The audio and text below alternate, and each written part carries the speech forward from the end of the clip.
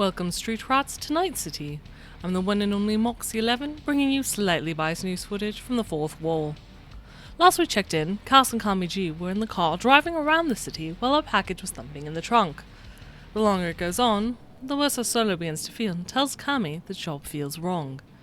When Kami asks what he wants to do, Cass suggests they talk to the person in the trunk, calling Wraith and myself, though I don't answer the phone. Wraith tries to talk him out of it, and Cass responds that he'll be back in 5 minutes. The reason I didn't answer the phone is because I'm at the Twin Scalpels, talking to Pons about getting something to put me out for a couple hours. For 200 eddies, he gives me an air hypo filled with some drug that should do the trick.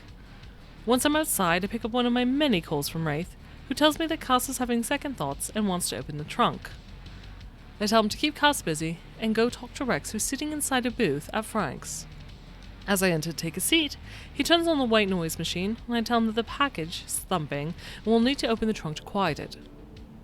Rex says he'll call Pons to get something to put the guy out, and when I tell him I did, he says he'll get a second dose made, since the man is larger than I am. He also pays for both doses. Additionally, I mentioned that some of the team is struggling with the job, asking if he can tell me anything about the package, as it would help. I learned that it's a Tiger Claw gang member named Yoshino, who works as a virtue artist and is being forced to change jobs. Ideally, they'd want him alive, which is enough for me to bring to the others. After another quick stop at Pons to grab the second dose, I meet up with the rest of the group. In order to talk to the package, Wraith leads us to the park he knows. However, when we get there, we see a Tiger Claw logo, and tell the group we need to pick somewhere else, as our package is a Tiger Claw member, and we probably shouldn't be talking to him in their territory. Once the group agrees and starts looking for a new place to have this chat, I tell them the information I got from Rex. We're allowed to open the trunk, to dose him, that he's a Tiger Claw gang member, and that they want him alive.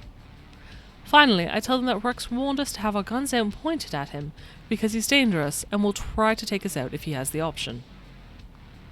Eventually we come across a strip mall, pull over where Cass pulls Kami aside to ask her how she's doing with everything. He's come to terms with things, and Kami decides she'll go with whatever he thinks is best. While they have their chat, I ask Wraith what we're going to do if they don't agree. He says to use the 2 air hypos that we got to drug them. I say no because we need them for the job. Thankfully, when they return, we're all on the same page. Cass pulls out his gun and points it at the trunk. I hop off the trunk, and Wraith tries to see the tension, saying it's a corporal recruitment, to which Cass replies that that's how he got recruited. That massive backstory drop needs to be set aside so we can complete the job, even though the reporter in me wants to ask 100 questions. Opening the trunk, our package moves as though going to escape, but seeing the large amount of us surrounding him, and the guns, he settles back down. I inject him with one of the doses, and despite his pleading, we close the trunk and proceed to the drop-off location. There's a different guard working the gatehouse, and Wraith and I babble our way through conversation with George, while Kami goes into the net architecture.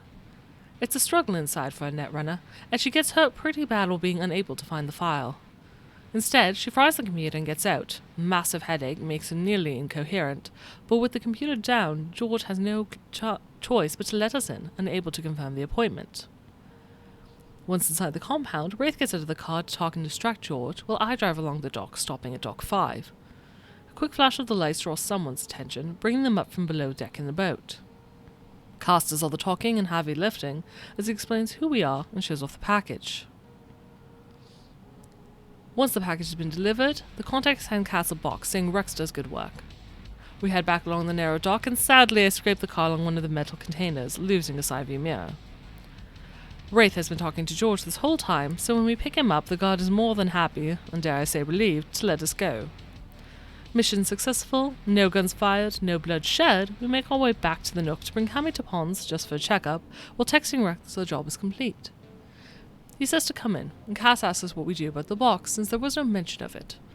I'm not going to lie and pretend my last interaction with the box didn't influence my decision, when I flat out told the boys we need to give it to Rex. Without argument, they agree. At Pons' place, we're told Kami's mind got spiked, it's nothing some rest and meds won't fix. He charges us 100 eddies for the service, and we make our way over to see Rex, handing him the box. He tells us it's a loyalty box, a way to test us. Opening it, he takes out the eddies. A large portion goes to himself, and hands over $2,000 to us. With our money in hand, he reminds us the car is also part of the payment, and that's in fact stolen, and suggests we get the plates changed and some work done to make it look different. That decision will have to wait until next time.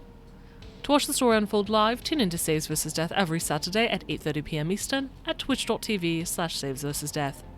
If you can't watch live, be sure to subscribe to the Saves vs. Death channel on YouTube, so you can watch as soon as the recording is released. Or you can always download it as a podcast. Stay safe, Cyberpunks. This has been your Night City Recap with Moxie 11.